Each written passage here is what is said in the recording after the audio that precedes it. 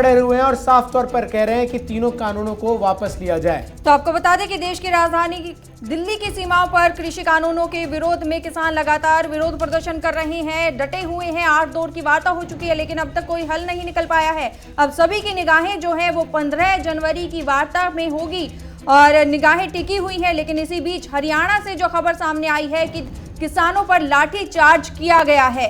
अब इस बीच देखिए, देश के सर्वोच्च न्यायालय ने केंद्र सरकार से क्या सवाल किए हैं। विरोध कर रहे किसान क्या कोविड के प्रसार को रोकने के लिए एहतियाती कदम उठा रहे हैं? ये पहला सवाल है देश के सर्वोच्च न्यायालय का केंद्र सरकार से।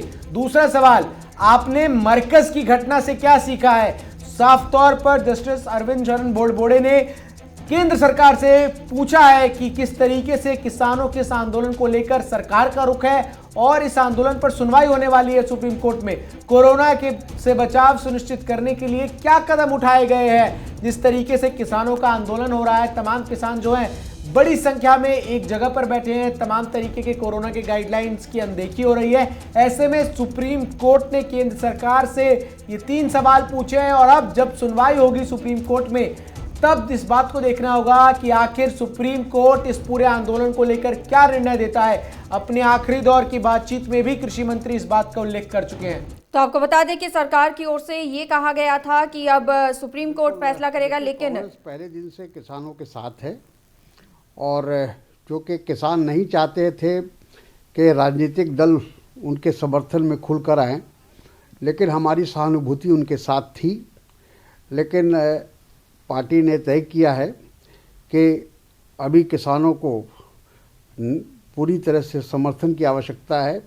जिस तरह से केंद्र सरकार जो उनके साथ एक सौतेलापन का बर्ताव कर रही है, तो ये वक्त है कि तमाम राजनीतिक दल, विपक्षी दल आगे आए और किसानों के साथ खुलकर खड़े हों और उनकी लड़ाई लड़ें।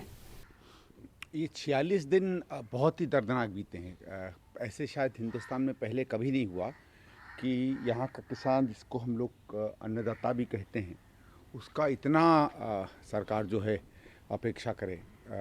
ना कोई सरकार की तरफ से पहल हो रही है, ना कोई लचीलापन या ढीलापन दिख रहा है।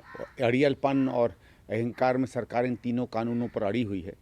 और जब इस तरीके का एक अहंकार सरकार में दिखता है तो इसका मतलब है इसके अंदर में कोई ऐसे लक्ष्य हैं या ऑब्जेक्टिव हैं सरकार के जो अपने में कहीं भी जनता के हित के नहीं दिखते हैं। जब कोई गलत काम सरकार करती है तब इस तरीके से अड़ियलपन दिखता है उसका, और बहुत दुर्भाग्य की स्थिति है।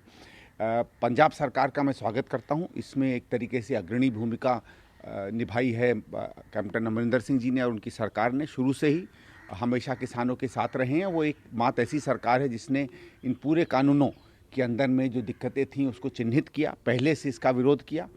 और जब पूरा देश में कोई जाग नहीं पाया था कि ये क्या क्या हो रहा है, पंजाब सरकार ने एक तरीके से सबसे पहले कदम लेके इसकी जागृति भी पूरे देश में की। आज भले ही तमाम संगठन इसमें जुड़े हों, पर इसमें सही में अगर क्रेडिट किसी को जाता है तो पंजाब सरकार को जाता है। पूरे देश भर में आंदोलन कर, देखो, कांग्रेस की टिकड़ी पॉलिटिकल खिचड़ी बनाने में लगी हुई है और वो ऐसी पॉलिटिकल खिचड़ी बनाने में व्यस्त है जिसके ज़रिए कि वो किसानों के नॉन इशू को इशू बना